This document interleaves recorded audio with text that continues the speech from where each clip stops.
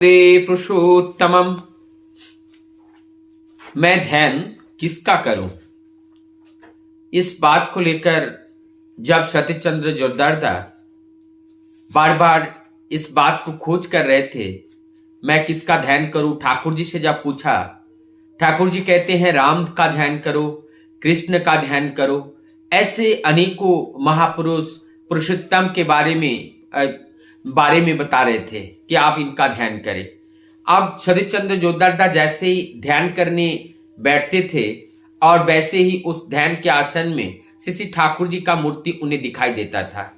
और ये बार बार वो परेशान होते थे। ठाकुर जी से जब पूछते थे, ठाकुर जी कभी भी ये नहीं कहते थे कि आप जो है मेरा ध्यान करो। ठाकुर जी कहते थे आप राम कृष्ण बुद्ध आप ये ध्यान करो, ये भगवान है, भगवान का ध्यान करो। लेकिन सतीश चंद्र जोरदारदा जब भी ध्यान करते थे और वो ध्यान में ठाकुर जी का मूर्ति ही आता था।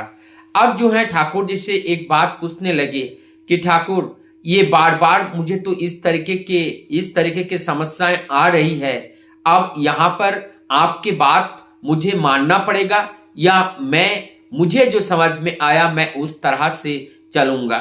क्या यहाँ पर गुरु की बात को पालन करना चाहिए? तब ठाकुर जी आगे कहते हैं आप जैसे समझते हो वैसे करो। वहां पर ये होते हैं पुत्रात शिष्यात पराजयात। यहाँ पे जो पुत्रात शिष्यात पराजय, ये पुत्र और शिष्य, पुत्र हो चाहे शिष्य हो, शिष्य के हाथ में भगवान तब पराजय हो जाते हैं, इसी जगह पे ये पराजय हो जाते हैं। अब इस बात को लेकर के जब उन्होंने माता मनमोहिनी से इस बात के लेकर के चर्चा की तो माता मनमोहिनी कहने लगे तुम बालक अनुकूल की मूर्ति की ध्यान क्यों करते हो, उनकी मूर्ति की ध्यान मत किया करो। तो उन्होंने कहा कि मैं उनकी ध्यान के बिना और कोई ध्यान कर ही नहीं सकता हूं, वो हमारे ध्यान में आ जाते हैं, तो मैं क्या करूं।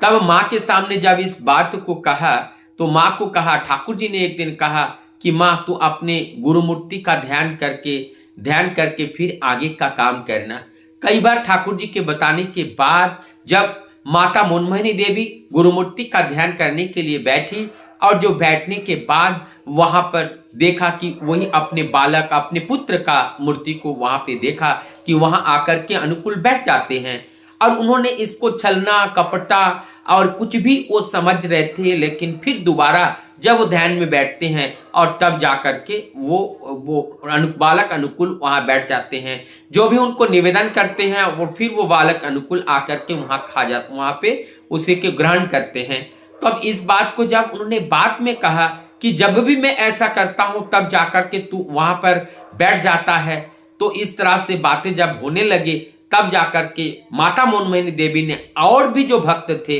उसमें सतीश चंद्र जोरदारदा थे और भी लोग थे, जब उन लोगों ने इस प्रश्न को रखा कि माँ हम लोग क्या करें कि ठाकुर जी की मूर्ति को रख करके ध्यान करें या ना करें, क्योंकि आप जब भी ध्यान करता हूं जब भी भोग निवेदन करता हूं वो ठाकुर अनुकूल आकर के ही उसका ग्रहण करते हैं। अर्थात इसका अर्थ उत्तर ही होता है कि वर्तमान पुरुषोत्तम के रूप में परम दयाल श्री ठाकुर आए हैं, इसीलिए हम जब उनको पुकारेंगे तो वो वर्तमान पुरुषोत्तम के रूप में ही वो आते हैं, उनका दर्शन होता है। ये सारी बात की जानने के बाद माता मनमोहिनी देवी उन सारे भक्तों को कहती हैं कि तुम अपना जो इच्छा लगे, जो अपना अच्छा समझते हो वो करो, मैं और तुम लोगों को कुछ कहना नहीं चाहती हूं। तो ये जो मूल बात थी, हम जो ध्यान किसका करें, किसका ध्यान किया जाता है, वास्तव में जो वर्तमान पुरुषोत्तम होते हैं और जब वर्तमान पुरुषोत्तम के रूप में आते हैं और उन्हीं के ध्यान और उन्हीं की भोग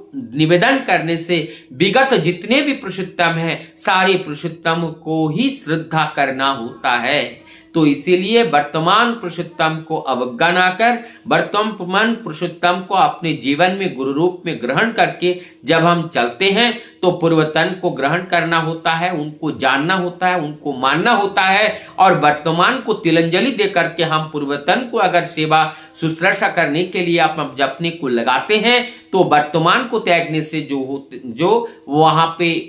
पे गुरु त्याग का दोष लग जाता है। इसलिए वर्तमान के अंदर अंदर सारे समाहित हैं, इसलिए वर्तमान को लेकर के चलना ही हमारे पूर्णत्व का लक्षण है। और सब को लेकर के चलना तब होता है जब हम वर्तमान को साथ में लेकर चलते हैं। वंदे पुरुषोत्तम।